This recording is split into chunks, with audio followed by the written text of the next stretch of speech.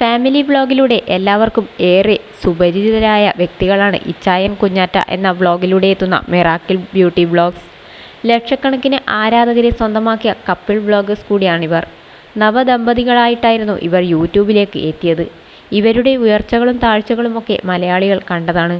കുഞ്ഞിൻ്റെ ജനനവും വളർച്ചയും ബിസിനസ്സും മറ്റു കാര്യങ്ങളും എല്ലാവരും അറിഞ്ഞതാണ്. എന്നാൽ വളരെ വേദനിപ്പിക്കുന്ന കാര്യമായിരുന്നു ഇടയ്ക്ക് ഇവർ വെളിപ്പെടുത്തിയിരുന്നത്.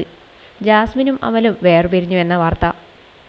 ഇത് മറ്റാരും പറഞ്ഞതല്ല, കുഞ്ഞാറ്റ തന്നെയാണ് തൻ്റെ യൂട്യൂബ് കമ്മ്യൂണിറ്റി പോസ്റ്റിലൂടെ ഈ കാര്യങ്ങൾ അറിയിച്ചിരിക്കുന്നത്. ഞാൻ എൻ്റെ പാതയിൽ സഞ്ചരിക്കാൻ ആഗ്രഹിക്കുന്നു തുടങ്ങിയിരിക്കുകയാണ്. ഞാനിപ്പോൾ വിവാഹമോചിതയാണ്. ടോക്സിക് ആളുകളെയും ടോക്സിക് എനർജികളെയും ഇപ്പോൾ ഉപേക്ഷിച്ചിരിക്കുന്നു. ഇതൊക്കെ എളുപ്പമായതുകൊണ്ടല്ല, മറിച്ച് സൈലൻ്റായി ഇതൊക്കെ സഹിക്കുന്നതിലും നല്ലത് ഇതിൽ നിന്നും പുറത്തു വരുന്നതാണ്. മാത്രമല്ല, എനിക്ക് ജീവിക്കാനും വളരാനും ശ്വസിക്കാനുമുള്ള തീരുമാനമാണിത്. എൻ്റെ ജീവിതം മറ്റുള്ളവർ ജഡ്ജ് ചെയ്യുമെന്ന് എനിക്ക് നന്നായിട്ട് തന്നെ അറിയാം. പക്ഷേ ആത്മഹത്യ ചെയ്യുന്നതിനേക്കാൾ ഏറ്റവും നല്ലത് തന്നെയാണ് ഇതെന്നാണ് എനിക്കിപ്പോൾ തോന്നുന്നത്.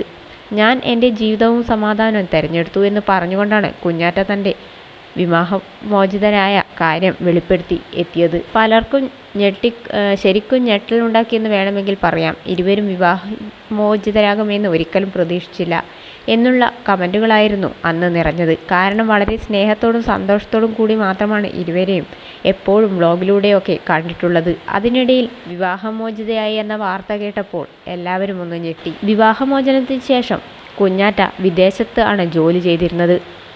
ഇപ്പോഴിതാ കുഞ്ഞാറ്റയുടെ ബർത്ത്ഡേ ഫംഗ്ഷനിൽ ഒന്നിച്ചുള്ള ഒരു വ്യക്തിയെക്കുറിച്ചാണ് ചർച്ച നടക്കുന്നത്.